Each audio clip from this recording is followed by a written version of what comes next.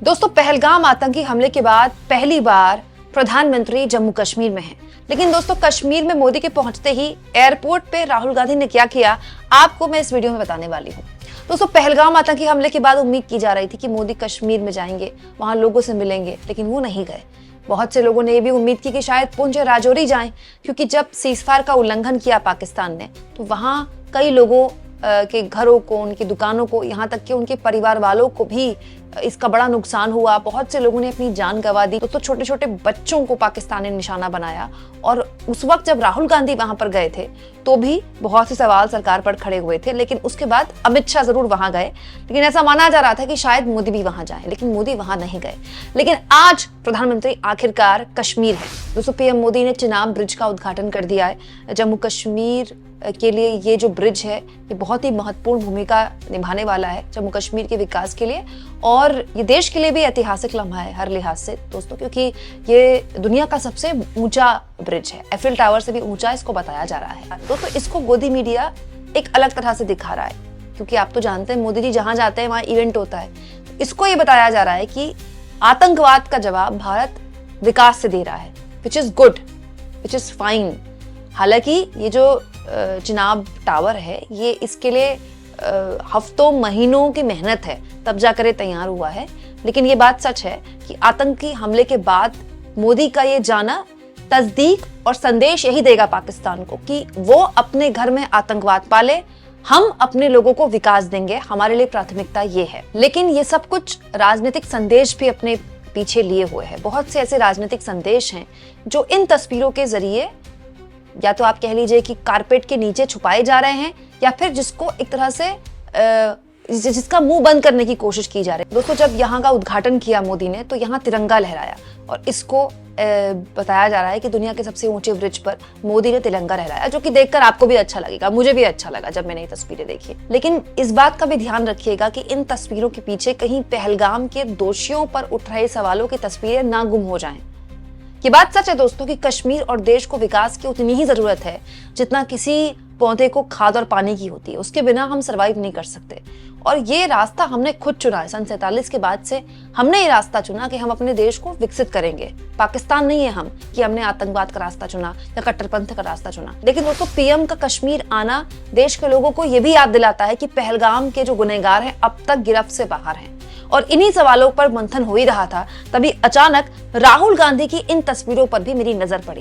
ये भी बड़ा दिलचस्प है दोस्तों कि एक तरफ पहलगाम आतंकी हमले के बाद पहली बार मोदी कश्मीर गए, और वो एक सरकारी कार्यक्रम में गए जहां पर जिसको लेकर आज सुबह से पूरी कवरेज दी गई। वहीं दोस्तों, बिना किसी कवरेज के राहुल गांधी शांति से वहां पहुंच गए, जो इस वक्त कांग्रेस पार्टी के लिए सबसे बड़ा, ऐसा लगता है कि मोस्ट इंपॉर्टेंट प्रायोरिटी बन गया है, सबसे इंपॉर्टेंट प्रायोरिटी बन गया है। दोस्तों, राहुल गांधी का ये इस साल का 5वां दौरा है बिहार में। बिहार में ताबड़तोड़ राहुल गांधी जिस तरह से दौरे कर रहे हैं, ये बताता है कि राहुल गांधी और कांग्रेस पार्टी बिहार को लेकर बहुत ज्यादा तत्पर है, बहुत ज्यादा तैयारी कर रही है और बहुत ज्यादा सीरियस है। दोस्तों, राहुल गांधी का ये दौरा इसलिए भी महत्वपूर्ण है क्योंकि राहुल गांधी वहां निशाना साध रहे हैं जो एनडीए, या फिर ये कह ले कि नीतीश कुमार का सबसे स्ट्रॉन्ग होल्ड है। दोस्तों, राहुल गांधी का जो आज कार्यक्रम है वो नालंदा के जिले राजगीर में भी है।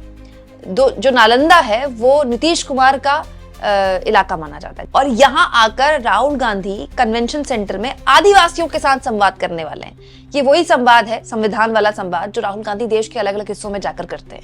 यहाँ पर राहुल गांधी उन्हीं आदिवासियों, उन्हीं दलितों, उन्हीं पिछड़ों की बात करेंगे जो वो लगातार कहते आए हैं। इसके अलावा दोस्तों, यहाँ महिला संवाद कार्यक्रम भी है राहुल गांधी का, आज जो उनका प्रवास है बिहार में। और महिलाएं जो हैं बिहार में, माना जाता है कि महिला जो है पुरुषों से ज्यादा वोट करती हैं। महिला टर्नआउट बहुत बड़ा है बिहार में, और महिला मुख्यतः जब से नीतीश कुमार ने, इस बार की सरकार तो नहीं लेकिन पूर्व की सरकारों में नीतीश कुमार ने साइकिलें बांटी थी लड़कियों को और कानून व्यवस्था ठीक की थी, तो महिला वोट बैंक जो है एक मुश्त तब से नीतीश कुमार के साथ रहता है। नीतीश कुमार को बहुत पसंद करती है महिलाएं, क्योंकि नीतीश कुमार के कार्यकाल में उनके लिए काम हुआ है। और दोस्तों, ऑपरेशन सिंदूर का पूरा जो राजनीतिकरण किया जा रहा है, उसकी वजह भी महिला वोट बैंक है। भाई, सिंदूर तो महिलाओं का ही श्रृंगार है ना, तो महिला वोट बैंक बेसिकली आप कह सकते हैं बिहार में खासतौर पर एनडीए का हिस्सा रही है। और लेकिन यहाँ पर महिलाओं के बीच संवाद करके टारगेट राहुल गांधी का उस वोट बैंक को सीधा निशाने पर लेना है जिस पर नीतीश कुमार का आधिपत्य है। दोस्तों यहाँ मैं एक और आपको बात बता दूं कि राहुल गांधी गया के गहलोर गांव भी जाने वाले हैं, जो कि बहुत बहुत इंपॉर्टेंट है, क्योंकि यहाँ पर वो दशरथ मांझी के परिवार वालों से मुलाकात करेंगे। मांझी एक फिल्म आई थी बॉलीवुड की, आपने देखा होगा, नवाजुद्दीन सिद्दीकी उसमें दशरथ मांझी बने हैं। दशरथ मांझी एक ऐसे महापुरुष कह लीजिए आप उनको, एक ऐसा आइकॉन बन के उभरे जिन्होंने सिर्फ अपने हाथों से तोड़ तोड़ कर एक पहाड़ तोड़ दिया, वहां से रास्ता बना दिया। बहुत ही शानदार फिल्म है, कभी आपको मौका मिले तो आप जरूर देखिएगा। और दोस्तों ये सच्ची कहानी है। और दोस्तों दशरथ मांझी के परिवार वालों से मुलाकात करने वाले हैं यहाँ पर राहुल गांधी। यहाँ मैं आपको बता दूं कि जो मांझी वोट बैंक है ये महादलित वोट बैंक है। अब क्योंकि जीतन राम मांझी एनडीए का हिस्सा है, तो मांझी वोट बैंक पर एनडीए एक तरह से अपना अधिकार मानता है। ये मानता है एनडीए कि मांझी जो वोट बैंक है वो उसका होगा। लेकिन दोस्तों सच्चाई ये भी है कि 2007 में नीतीश कुमार ने दलित जातियों में पासवान को छोड़कर 2007 में महादलित का दर्जा दिया था, मतलब पासवान छोड़कर बाकी महादलित जातियों को। तो तब से जो महादलित जातियां हैं वो नीतीश कुमार का भी कोर वोट बैंक मानी जाती हैं। तो इसी कोर वोट बैंक पर दरअसल राहुल गांधी की नजर है, और इसीलिए बड़ी सोची समझी रणनीति के तहत राहुल गांधी आज जीतन राम मांझी के परिवार से मिलने जा रहे हैं। और दोस्तों इस बात पर भी गौर फरमाइए कि कांग्रेस पार्टी ने पूरा का पूरा संगठन अपना बदल दिया। एक दलित को अध्यक्ष बनाना ये इस बात की तस्दीक करता है कि राहुल गांधी और कांग्रेस पार्टी चाहती है कि ना केवल बिहार में अब कांग्रेस अपने पैरों पर खड़ी हो, खुद चलना सीखे, आरजेडी के साथ तो खैर गठबंधन है ही, बल्कि दोस्तों वो जो महादलित, दलित, पिछड़ों की बात राहुल गांधी करते हैं या कांग्रेस पार्टी करती है, कांग्रेस चाहती है वो केवल बात ना करे, वो काम करते दिखाई दे उसको लेकर। तो आप कह सकते हैं कि एक तरफ दो अलग अलग राजनीतिक संदेश देने की कोशिश की जा रही है। एक संदेश नरेंद्र मोदी दे रहे हैं कश्मीर से, जहां वो चिनाब पुल का उद्घाटन करके एक संदेश दे रहे हैं। जाहिर तौर पर वो संदेश महत्वपूर्ण है हर लिहाज से। कैसे दौर में जब अभी अभी भारत और पाकिस्तान के बीच इतना भीषण सैन्य संघर्ष खत्म हुआ हो, एक संदेश वो राजनीतिक तौर पर भी दे रहे हैं देश को कि देखिए मोदी गए कश्मीर तो सीधे इतने बड़े काम के लिए गए। लेकिन एक संदेश राहुल गांधी भी दे रहे हैं, ये भी पॉलिटिकल संदेश है कि राहुल गांधी का जो मिशन बिहार है वो लगातार जारी है।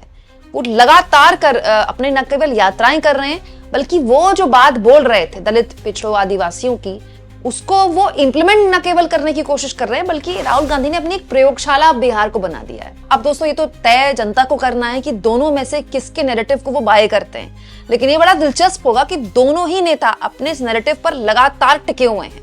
नरेंद्र मोदी ऑपरेशन सिंदूर के लिए रैलियां कर रहे हैं, रोड शोज कर रहे हैं, और अब वो जम्मू कश्मीर पहुंचे भी तो एक ऐसे काम के लिए पहुंचे जिसका इंतजार जम्मू कश्मीर के लोगों को जाहिर तौर पर लंबे वक्त से था, और इस बीच वो नहीं गए वहां जम्मू कश्मीर। और राहुल गांधी उन पर लगातार तीखी टिप्पणियां की जा रही हैं, तमाम तरह की बातें उन पर की जा रही हैं बीजेपी द्वारा। तो और बीजेपी उन पर एग्रेसिव हो गई जब से उन्होंने दोस्तों नरेंद्र सरेंडर का नारा दिया है। बीजेपी और राहुल गांधी पर एग्रेसिव है, लेकिन उसके बावजूद भी राहुल गांधी अपने काम में लगातार लगे हुए हैं। अब देखना दिलचस्प होगा दोस्तों कि आज अगर मोदी कश्मीर में हैं, तब राहुल गांधी क्या उनको लेकर फिर से इस तरह की टिप्पणी करते हैं जो वो करते हैं, ये देखना दिलचस्प होगा। आपको क्या लगता है कमेंट बॉक्स में जरूर लिखें, और जितना हो सके चैनल को शेयर करें, सब्सक्राइब करें, और थैंक्स और ज्वाइन के ऑप्शन से दोस्तों अगर आप चाहें तो कुछ आर्थिक मदद भी चैनल की जरूर करें।